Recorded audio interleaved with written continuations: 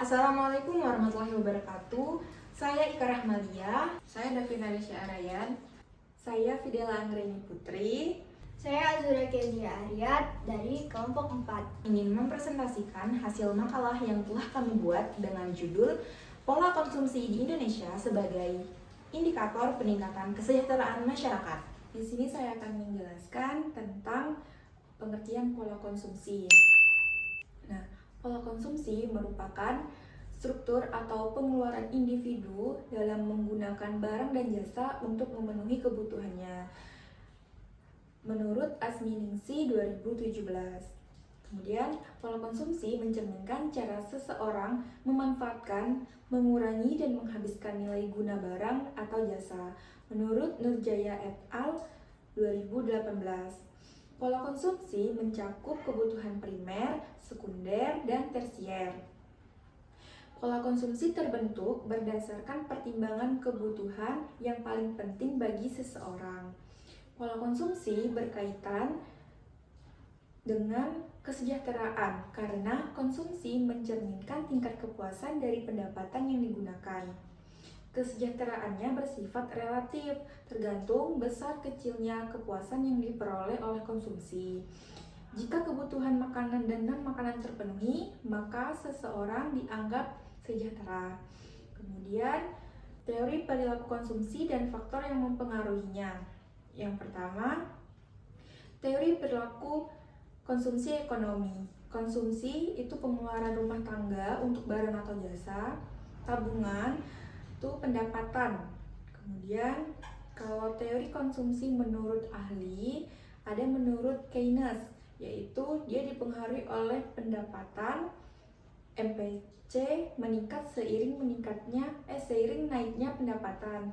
Kemudian menurut Modigliani itu dipengaruhi pendapatan plus kekayaan seperti tabungan, investasi, dan warisan. Kemudian yang ketiga ada Dusenberry itu dipengaruhi pendapatan tertinggi yang pernah dicapai plus pengaruh sosial interdependen dan irreversibel. Kemudian ada Gosen itu konsumsi vertikal dan ada yang horizontal. Kemudian ada Fisher itu konsumsi ditentukan pertimbangan masa kini dan masa depan. Kemudian ada faktor yang mempengaruhi pola konsumsi. Yang pertama budaya, itu seperti nilai, kelas. Kemudian ada sosial itu dari keluarga, kelompok preferensi, status sosial. Kemudian ada pribadi, itu dari umur, pekerjaan, gaya hidup, sama ekonomi pribadi. Kemudian ada psikologis, itu motivasi, persepsi, belajar, dan kepercayaan. Yang terakhir ada ekonomi, itu berupa pendapatan, harga barang, tingkat pendidikan, jumlah keluarga, dan kondisi lingkungan. Kemudian ada indikator pola konsumsi dan variabel yang mempengaruhi konsumsi. Nah, indikator pola konsumsi yang pertama kebutuhan primer, itu seperti pangan, sandang, dan papan. Kemudian kebutuhan sekunder itu seperti pakaian, pendidikan, mobilitas, dan penunjang hidup. Kemudian terakhir ada tersier, itu seperti barang mewah atau hiburan, gaya hidup. Kemudian ada variabel yang mempengaruhi konsumsi. Yang pertama, distribusi pendapatan, misalnya pendapatan tinggi. Kemudian MPC-nya rendah, pendapatan rendah, MPC-nya tinggi. Kemudian jumlah penduduk. Semakin besar penduduk, maka konsumsi nasionalnya meningkat. Barang tahan lama itu dapat meningkatkan atau menurunkan konsumsi barang yang lain. Kemudian ada pendapatan masa depan. Ekspektasi pendapatan itu mempengaruhi konsumsi saat ini. Kemudian sikap terhadap kehematan. Gaya hidup hemat itu konsumsinya menurun atau MPC-nya merendah. Jadi dari gambar ada pengeluaran untuk konsumsi penduduk Provinsi Kepulauan Bangka Belitung. Jadi rata-rata pengeluaran untuk konsumsi di Kepulauan Bangka Belitung berkisar sekitar Rp1.767.131. Ini dari dua metode konsumsi. Dari yang pertama ada makanan sekitar 51,35%, yang kedua ada non-makanan sekitar 48,65%. Dan juga ada rata-rata kalori dan protein per kapita per hari penduduk Provinsi Kepulauan Bangka Belitung pada September tahun 2024. Jadi rata-rata kalori per kapita per hari itu ada 2065 kalori dan rata-rata protein per kapita per hari ada 68,76 gram. Di sini saya akan menjelaskan konsep kesejahteraan masyarakat. Di sini kesejahteraan masyarakat adalah kehidupan yang aman, sehat, damai, dan makmur. KBBI, kualitas hidup yang mencakup aspek ekonomi, sosial, fisik, dan psikologis. Dipengaruhi faktor pendapatan, lokasi, kesempatan kerja, dan akses layanan publik. Aspek-aspek pembentuk kesejahteraan yaitu meliputi 3 bagian. Yang pertama, kesehatan dan gizi, kondisi fisik lingkungan alam. Yang kedua, aspek spiritual dan budaya, lembaga pendidikan dan lingkungan sosial. Yang terakhir, etika dan moral, keharmonisan dan hubungan antar anggota masyarakat. Definisi dari para ahli, standar hidup masyarakat makin baik, pemenuhan kebutuhan makin tinggi, kesejahteraan. Dari Nasution 2023. Selanjutnya, indikator kesejahteraan masyarakat. Indikator utama kesejahteraan yaitu tingkat kemiskinan dan kesenjangan sosial. Semakin rendah, semakin tinggi kesejahteraannya. Yang kedua, pemerataan distribusi sumber daya, yaitu aspek pendidikan, kesehatan, dan pekerjaan yang setara. Yang ketiga, kesehatan mental, keamanan, dan partisipasi sosial sebagai faktor non-ekonomi. Yang keempat, kehidupan masyarakat sejahtera ditandai oleh hubungan sosial kuat, rasa aman, partisipasi aktif dalam kegiatan sosial dan politik. Yang selanjutnya, dimensi kesejahteraan menurut konsep martabat manusia. Ini meliputi 4 bagian. Nah, yang pertama, kesejahteraan material. Yang kedua, keamanan. Yang ketiga, identitas, budaya, dan spiritual. Nah, yang keempat, kebebasan untuk memenuhi kebutuhan hidup. Selanjutnya, pengukuran kesejahteraan umum. Meliputi 3 bagian. Yang pertama, pendapatan sumber penghasilan rumah tangga. Yang kedua, kualitas perumahan dan kesehatan lingkungan. Yang ketiga, akses pendidikan dan kesehatan sebagai indikator utama kesejahteraan manusia. Selanjutnya, indikator kesejahteraan menurut BPS. Nah, di sini meliputi 7 bagian. Yang pertama ada kependudukan. Di sini kependudukan bisa dilihat dari kepadatan penduduk, rasio jenis kelamin, angka beban tanggungan, dan program KB. Nah, yang kedua ada kesehatan. Di sini kesehatan bisa dilihat dari kondisi kesehatan masyarakat, angka keluhan kesehatan, ASI eksklusif, IMD, dan angka pelayanan kesehatan. Di sini juga kategori kesehatan tinggi meliputi 5% keseluruhan, sedang 5-10%, rendah 10%. Nah, yang ketiga itu ada di pendidikan. Di sini pendidikan meliputi status pendidikan terakhir, perguruan tinggi, SMA, standarnya sedang, SD dan SMP itu standarnya rendah. Nah, yang keempat ada di ketenaga kerja.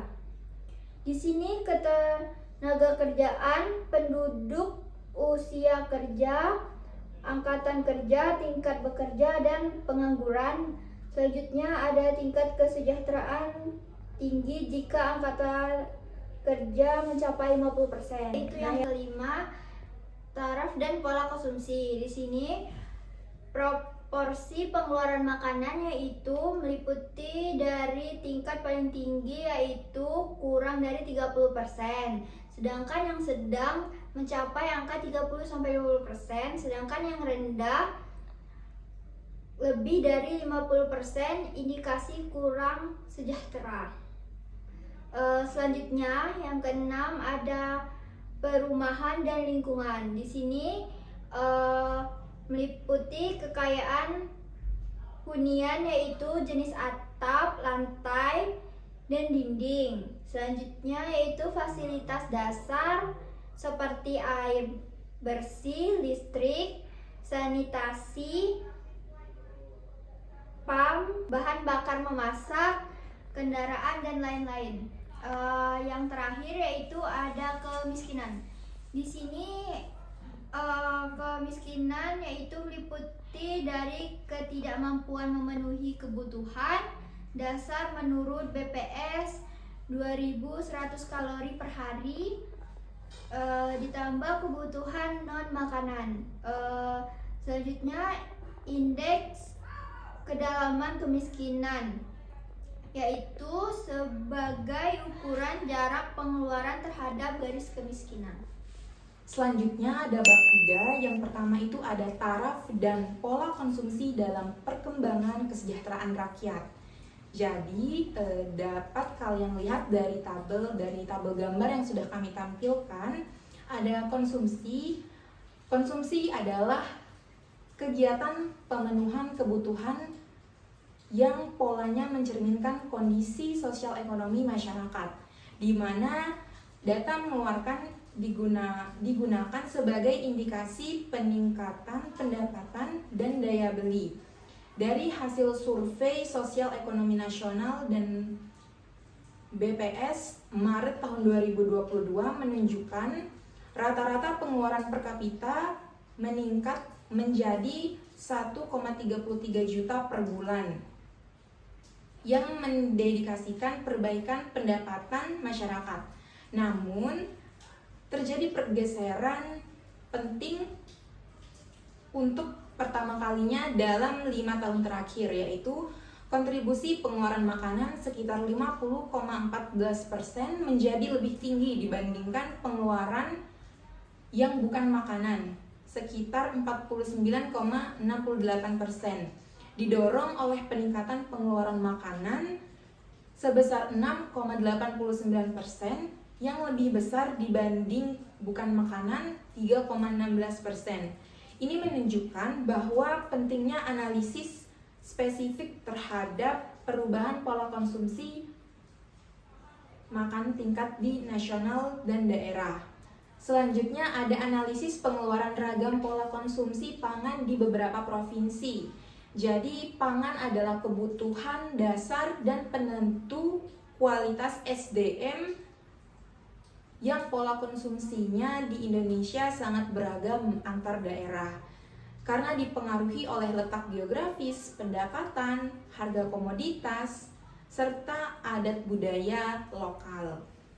Jadi, misalnya perbedaan antara nasi di Jawa dan di Sunda dengan ketela atau jagung di Papua. Data Susenas Maret tahun 2023 menunjukkan variasi ekstrim pada komoditas utama konsumsi beras tertinggi di Provinsi Sulawesi Selatan dan terendah di Papua. Sementara pengeluaran ikan dan udang segar tertinggi di Kepulauan Bangka Belitung dan terendah di Daerah Istimewa Yogyakarta. Sedangkan pengeluaran untuk daging ayam tertinggi dicatat oleh Kepulauan Bangka Belitung. Ini menunjukkan bahwa prioritas pengeluaran pangan yang spesifik di setiap provinsi, mulai dari padi-padian, umbi-umbian, protein hewani, hingga sayuran dan kacang-kacangan yang semuanya harus dianalisis untuk mendukung ketahanan pangan dan kesejahteraan rakyat. Analisis pengeluaran rata-rata per kapita sebulan menurut kelompok komoditas dan golongan pengeluaran penduduk Provinsi Kepulauan Bangka Belitung pada September tahun 2022. Jadi dari gambar yang telah disajikan secara agregat, pada September 2022, rata-rata pengeluaran per kapita sebulan penduduk Kepulauan Bangka Belitung menunjukkan bahwa pengeluaran untuk kebutuhan makanan sebesar Rp915.692, sedikit lebih tinggi dari pengeluaran non-pangan sebesar Rp903.309. Perbandingan ini mengungkapkan bahwa secara keseluruhan populasi, pengeluaran untuk kebutuhan pangan atau makanan lebih besar dibandingkan dengan pengeluaran non-pangan. Sedikit lebih besar daripada dengan selisih sekitar Rp12.383. Di sini saya akan melanjutkan bab 4, yaitu tentang pengaruh perkembangan ekonomi dan teknologi terhadap pola konsumsi dan indikator kesejahteraan masyarakat. Globalisasi memperlihatkan hubungan timbal balik yang erat di antara perkembangan ekonomi dan kesejahteraan sosial. Ketidakseimbangan ekonomi dapat memicu masalah sosial, yaitu seperti kemiskinan dan kesenjangan. Pertumbuhan ekonomi yang inklusif didukung oleh kebijakan pemerintah seperti subsidi, bantuan sosial, dan dukungan UMKM, serta peran tanggung jawab sosial perusahaan CSR yang merupakan kunci untuk meningkatkan taraf kehidupan. Lalu ada dampak perkembangan ekonomi terhadap kesejahteraan masyarakat. Perkembangan ekonomi secara positif berdampak pada peningkatan pendapatan rumah tangga, penyerapan tenaga kerja, peningkatan akses pendidikan atau kesehatan, dan juga pembangunan infrastruktur yang secara kolektif mendorong perubahan positif pada pola konsumsi dan gaya hidup masyarakat. Namun, tantangan muncul ketika pertumbuhan tidak merata yang menyebabkan ketimpangan pendapatan dan geografis atau bisa disebut dengan urban bias, serta risiko kerusakan lingkungan. Dan oleh karena itu diperlukan kebijakan yang seimbang dalam keberlanjutan yang didukung oleh literasi digital dan ekonomi agar kemajuan finansial memberikan manfaat yang merata bagi seluruh lapisan masyarakat. Lalu ada pengaruh perkembangan teknologi terhadap perubahan pola konsumsi masyarakat. Perkembangan teknologi digital telah mengubah pola konsumsi masyarakat secara drastis, terutama masyarakat Indonesia, ditandai dengan pergeseran dari transaksi konvensional ke transaksi berbasis digital melalui e-commerce, media sosial, dan pembayaran digital. Akses internet yang semakin luas membuat masyarakat lebih mudah memperoleh informasi dan melakukan pembelian online, sehingga belanja daring menjadi pilihan utama karena kemudahan, kecepatan, dan banyaknya pilihan produk. Media sosial dan influencer turut mempengaruhi preferensi konsumsi, namun juga mendorong perilaku yang inklusif. Teknologi seperti algoritma, ulasan online, pembayaran digital, dan fitur buy now pay later memperkuat ketergantungan pada belanja daring, tetapi juga meningkatkan risiko konsumsi berlebihan dan masalah keuangan yang mungkin akan menurun. Di sisi lain, digitalisasi membuka peluang ekonomi yang baru dan meningkatkan efisiensi, namun juga memunculkan tantangan seperti kesenjangan digital, ancaman terhadap usaha konvensional, dan peningkatan limbah dan dampak lingkungan yang logistik serta infrastruktur digital. Oleh karena itu, diperhatikan literasi keuangan digital, regulasi pemasaran, serta strategi keberlanjutan untuk menjaga keseimbangan antara manfaat ekonomi dan stabilitas sosial serta juga kelestarian lingkungan. Lalu, ada pengaruh ekonomi dan teknologi terhadap pola konsumsi masyarakat. Dalam era digital, perkembangan ekonomi dan teknologi telah mengubah pola konsumsi masyarakat serta signifikan, dan transaksi yang dulu dilakukan secara tatap muka kini beralih ke platform digital, yaitu kita tidak perlu tatap muka.